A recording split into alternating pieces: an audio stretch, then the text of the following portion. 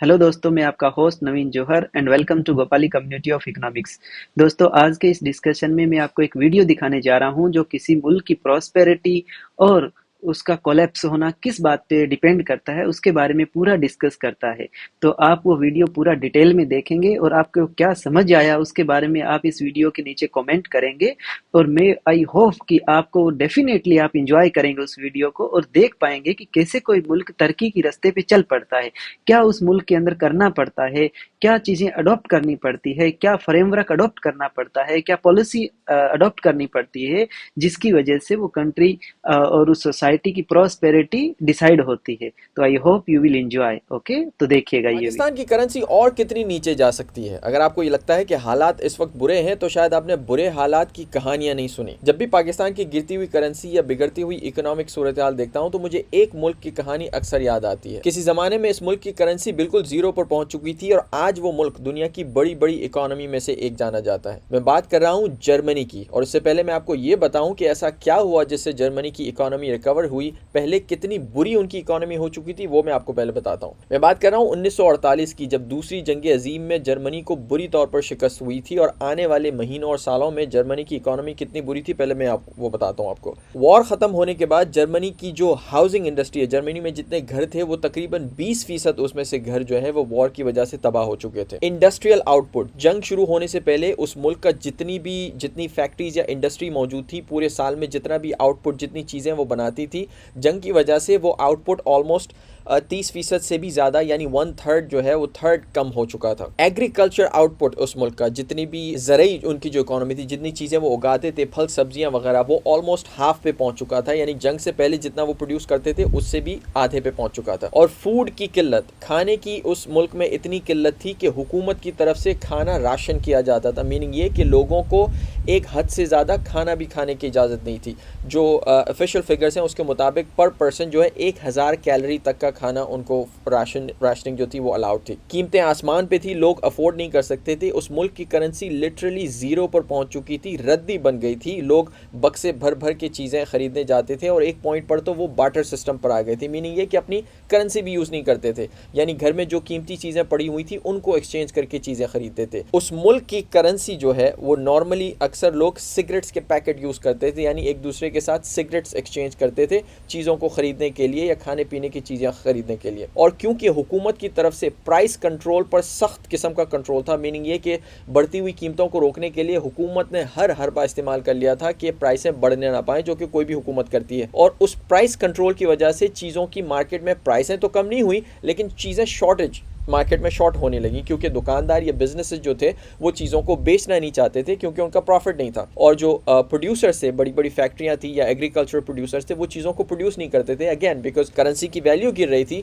और प्राइसेस ऊपर नहीं बढ़ सकती क्योंकि हुकूमत ने पाबंदी लगाई है, तो उनका प्रॉफिट मार्जिन नहीं था, वो क्यों बेचेंगे। तो इसलिए फूड की शॉर्टेज होने लगी, लोगों के पास खाने को चीज़ें नहीं थी और खाना ढूंढने के लिए एक्स्ट्रा आवर्स लोगों को स्पेंड करने पड़े थे अपने दिन के, ताकि कहीं से खाना मिलता था, कहीं से नहीं मिलता था, वगैरह वगैरह। ओवरऑल जो कंट्री की हालत थी, ये समझ लें कि पूरा मुल्क एक डिप्रेशन का शिकार था और कहीं से ये नहीं लगता था कि इस मुल्क की कोई रिकवरी होने का चांसेस है। और प्राइस कंट्रोल के साथ साथ उस मुल्क में टैक्स भी अच्छा खासा बढ़ा दिया गया था लोगों पर। ऑब्वियसली हुकूमत को बहुत सारे पैसे चाहिए अपने आप को ऑपरेट करने के लिए, तो जितनी भी इवन मिडिल क्लास में लोगों की जो तनख्वाहें थी उन पर अच्छा खासा टैक्स लगा हुआ था। और ये सारे जो मेजर्स हैं वो जो हारने वाली हुकूमत, हिटलर की नाज़ी हुकूमत नहीं, उसके बाद जो एलाइड फोर्सेस थी, अमेरिका, बरतानिया और फ्रांस की जो फोर्सेस थी जिन्होंने जंग जीती थी और अब वो काबिज थे जर्मनी पे, उन्होंने भी वही पॉलिसियाँ इख्तियार की जो उससे पहली हुकूमत ने इख्तियार की हुई थी, हिटलर की हुकूमत ने। वो उनको भी ये लगता था कि शायद ये सख्त किस्म का कंट्रोल अगर हम रखेंगे तो उससे मुल्क की बेहतरी होगी और प्राइसेस को कंट्रोल में रहेंगे, जिसका काउंटर इफेक्ट हुआ ऑब्वियसली, जो कि कहीं भी किसी भी मुल्क में हो सकता है अगर इतना सख्त कंट्रोल हो। तो फिर हुआ क्या? जर्मनी की अगले 10 सालों में, 10 से 20 सालों में इकोनॉमिक रिकवरी इतनी तेज़ी से हुई कि इकोनॉमिस्ट इसे एक मिरेकल का नाम देते हैं, एक मौजज़े का नाम देते हैं। उसमें बहुत सारी चीज़ें थी, but to make it simple, एक बहुत बड़ा वाक़या जर्मन इकोनॉमी में हुआ था जिसे आज भी इकोनॉमिस्ट दोहराते हैं और इसे जर्मनी की रिकवरी से रिलेट करते हैं, जो कि एक बहुत बड़ा इवेंट हुआ था। 20 जून 1948 को जर्मनी के उस वक्त के फाइनेंस मिनिस्टर लडविग एयरहार्ड ने कुछ पॉलिसीज़ अनाउंस की संडे के दिन। नाउ संडे के दिन उन्होंने ये पॉलिसीज़ इसलिए अनाउंस की क्योंकि उन्हें पता था कि जो पॉलिसीज़ वो अनाउंस करने जा रहे हैं वो उस वक्त की जो एलाइड फोर्सेस काबिज़ थी जो वहाँ पे अमेरिका की, बरतानिया की, फ्रांस की, उनको वो पसंद नहीं आएंगी और वो उनकी पॉलिसीज़ को चेंज कर सकते हैं और पब्लिक तक वो पॉलिसीज़ नहीं पहुँच पाएंगी, पब्लिक का रिएक्शन ठीक तरीके से नहीं आ पाएगा। इसलिए उन्होंने संडे को वो पॉलिसीज़ अनाउंस की। बुनियादी तौर पर उन्होंने क्या अनाउंस किया? सबसे पहले तो उन्होंने एक नई करेंसी अनाउंस की। उन्होंने कहा कि जो पुरानी करेंसी है राइश मार्क वो अब ख़त्म कर दी जाए, लोगों का उसमें से कॉन्फिडेंस ख़त्म हो गया है और अब नई करेंसी हम लेके आते हैं डॉइचे मार्क। एक तो ये उन्होंने अनाउंस किया ताकि पब्लिक के अंदर एक नई करेंसी जब आती है तो एक नई उम्मीद जागती है। लेकिन उसके साथ साथ उन्होंने जितने भी उस मुल्क में ऑलमोस्ट प्राइस कंट्रोल के या टैक्सेशन के बाकी जो कंट्रोल्स थे कि आप फलानी चीज़ इस कीमत पे बेचेंगे या फलाने को ये तनख्वाह देंगे, जितने भी हुकूमती कंट्रोल से वो सबको ख़त्म कर दिए, यानी रेगुलेशंस ख़त्म कर दी। क्यों कर दी? उनका मानना ये था, वो एक फ्री मार्केट इकोनॉमिस्ट थे, उनका ये था कि जब इस मुल्क किसी भी मुल्क में से आप कंट्रोल को ख़त्म कर देते हैं और बिज़नेस कम्युनिटीज़ तक जो दुकानदार हैं या चीज़ें जो प्रोड्यूस करते हैं बेचते हैं उन तक ये सिग्नल पहुंचना ज़रूरी है कि अब आप इस मुल्क में प्रॉफिट कमा सकते हैं। आप जितना चाहें, आपको जो प्राइस सेट करनी है आप भले प्राइस सेट करें, जितना प्रॉफिट कमाना है, बस चीज़ों को मार्केट तक लाएं। जब ये इंसेंटिव किसी भी कम्युनिटी में, बिज़नेस कम्युनिटी में आता है तो उन्हें एक नई मोटिवेशन मिलती है चीज़ें पैदा करने की, चीज़ें सेल करने की। आई नो ये बात सुनकर बहुत सारे लोगों को, और उस वक्त भी ये ख़तरा था कि अगर ये आज़ादी दे दी गई तो कीमतें तो आसमान पर पहुँच जाएंगी और कीमतें लोगों से अफोर्ड नहीं हो पाएंगी। वेल ऑलरेडी कीमतें आसमान पर पहुंची हुई थी और इनफैक्ट ब्लैक मार्केट में लोग चीज़ें खरीदते बेचते थे क्योंकि ऑफिशियल प्राइसेस पे तो बेच नहीं सकते थे। इस नई पॉलिसी, इस नई रिफॉर्म्स की वजह से जो वहाँ की बिजनेस या प्रोड्यूसर कम्युनिटी थी उन्हें ये सिग्नल मिला ऑफ कोर्स कि अब आप वो जो भी चाहें, जिस कीमत पे चाहें चीज़ें प्रोड्यूस कर सकते हैं, प्रॉफिट मोटिव की वजह से। और जो लोगों का खौफ था कि वो अपनी मर्जी की प्राइस रखेंगे वो भी शेप नहीं हुआ, बिकॉज जब एक फ्री मार्केट इकोनॉमी होती है जहाँ पर एक नहीं एक से ज़्यादा प्रोड्यूसर्स होते हैं तो कॉम्पिटिशन की वजह से वो महंगी कीमतों में चीज़ें बेच ही नहीं सकते। दुनिया का कोई भी बिजनेस कभी भी कोई ऐसी प्राइस सेट नहीं करेगा जिससे जो उसे पता हो कि कंज्यूमर अफोर्ड नहीं कर सकता। जब कंज्यूमर अफोर्ड नहीं कर सकता तो वो जितनी भी हाई प्राइस रखेगा उसे खरीद ही नहीं सकता। बहरहाल जर्मनी में इस पॉलिसी के अनाउंस करने के कुछ ही दिनों में, हफ्तों में नहीं कुछ ही दिनों में, इकोनॉमिस्ट का कहना है दुकानें या जितनी मार्केट्स हैं उनमें रोज़मर्रा की इस्तेमाल की अशिया आने लगी और लोगों ने इसकी ख़रीदारी शुरू की। और लोगों को पहले जो अपने एक दिन का बहुत बड़ा हिस्सा चीज़ें ढूंढने में लगता था, प्रोडक्टिविटी वाइज उनका टाइम ज़ाया होता था, अब उन्हें वो टाइम ज़ाया करने की ज़रूरत नहीं है। चीज़ें उनके पास आना शुरू हो गई हैं। चीज़ें शुरू में महंगी भी हो सकती थी या लोगों तक अफोर्डेबिलिटी के इशूज़ थे, लेकिन जैसे जैसे मार्केट में चीज़ों की सप्लाई शुरू हुई वैसे वैसे लोगों के पास ज़्यादा वक्त आया क्योंकि वो बाकी चीज़ों को ढूंढने में अपना टाइम स्पेंड नहीं करते थे। और जब नई इंडस्ट्रीज़ लगना शुरू हुई इस प्रॉफिट मोटिव की वजह से या नई इकोनॉमी चलना शुरू हुई तो लोगों की जॉब्स भी क्रिएट होना शुरू हुई और लोग काम पे जाना शुरू हो गए। और इस न्यू रिफॉर्म्स की वजह से जर्मनी ने विदिन एक डेकेड यानी 10 से 20 साल के अंदर अपनी इकोनॉमी इस तरह रिकवर की जो कि उस वक्त किसी भी यूरोपियन कंट्री ने नहीं की थी। इस नए रिफॉर्म में एक और रिफॉर्म भी शामिल था, वो था टैक्स रिफॉर्म। इससे पहले जो एलाइड फोर्सेस की हुकूमत थी या उससे पहले भी जो जर्मनी की हुकूमत थी वो मिडिल क्लास से भी अच्छा खासा टैक्स वसूल करते थे। इस नई रिफॉर्म्स की वजह से मिडिल क्लास पे जो है वो तकरीबन सारे पर्सनल इनकम टैक्स ख़त्म कर दिए गए थे।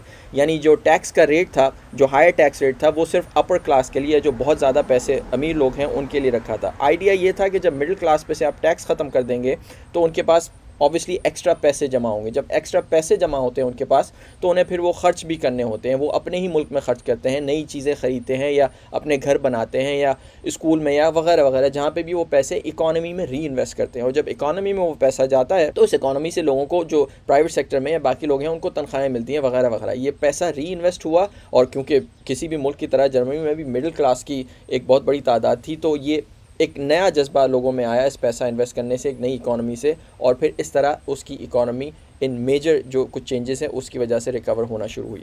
इसके अलावा भी एक बहुत बड़ी वजह थी जर्मनी की कि जब जर्मनी ये रिकवर हो रहा था at the same time Germany को सिक्योरिटी गारंटीज़ की भी ज़रूरत थी। कोई भी मुल्क जब कोई किसी जंग से बाहर आता है तो उसके साथ हमेशा ये ख़तरा होता है कि कहीं दोबारा जंग तो शुरू नहीं हो जाएगी या सिक्योरिटी के हालात नहीं हैं।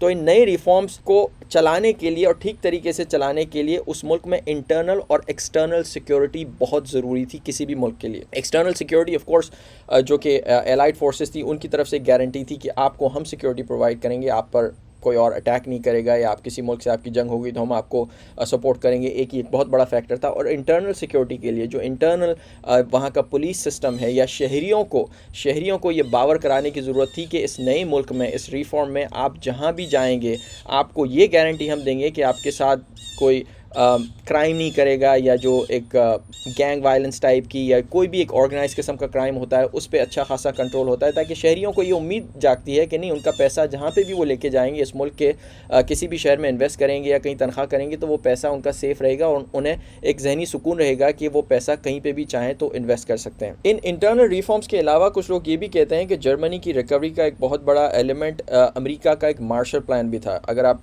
लोगों को ऑलरेडी नहीं पता तो दूसरी जंग अजीम के बाद अमेरिका ने एक बहुत बड़ी इमदाद का ऐलान किया था वेस्टर्न यूरोप के लिए। तकरीबन उस ज़माने में $13 बिलियन के करीब कुछ वो था। वो ये था कि जो वॉर टॉर्न जितनी भी कंट्रीज़ हैं वेस्टर्न यूरोप में, तकरीबन 15 से 20 कंट्रीज जो भी हैं, उन सबको अमेरिका ने एक बहुत बड़ी इमदाद दी थी और उस इमदाद से बेसिकली उस मुल्क का इंफ्रास्ट्रक्चर रीबिल्ड करना था। बहरहाल मार्शल प्लान की वजह से जर्मनी या किसी भी मुल्क की कोई एज सच इकोनॉमी को बाद की जो स्टडीज़ आई हैं उसमें उतना फ़ायदा नहीं हो। उसकी वजह ये थी कि जर्मनी को सबसे बड़ा उसमें रकम नहीं मिली थी। सबसे बड़ा मार्शल प्लान का जो बेनिफिशरी था अमेरिका के मार्शल प्लान का, वो था यूनाइटेड किंगडम और फ्रांस। उसके अलावा और बहुत सारे छोटे बड़े ममालिक को, तुर्की को भी उसमें पैसे मिले थे ये। लेकिन इन तमाम ममालिक को पैसे मिलने के बावजूद इतनी तेज़ी से वहाँ पे रिकवरी नहीं हुई जितनी तेज़ी से जर्मनी में हुई। अगेन बिकॉज जर्मनी में जो इंटरनल रिफॉर्म्स किए गए, ये सारे रेगुलेशंस ख़त्म किए गए हुकूमत की तरफ से, उसने जितना जर्मनी को हेल्प किया उतना किसी और चीज़ ने नहीं किया। बहरहाल ये तो थी जर्मनी की रिकवरी की एक मुख्तसर सी कहानी। अगर आप चाहें तो इस पर डिटेल्ड एनालिसिस या अपनी रिसर्च भी कर सकते हैं। जर्मन इकनॉमिक मिरेकल या जर्मन इकनॉमिक रिकवरी के बारे में बहुत सारा मटीरियल ऑनलाइन, उस पर किताबें भी मौजूद है, आप पढ़ सकते हैं। बट क्या ऐसा किसी और मुल्क के साथ आज के दौर में हो सकता है? क्या पाकिस्तान के साथ भी ऐसा हो सकता है, या ये रिफॉर्म्स पाकिस्तान में भी लाए जा सकते हैं? क्यों नहीं? इस पर आप अपनी राय ज़रूर शेयर कीजिएगा कमेंट सेक्शन में। That's it, see you next time.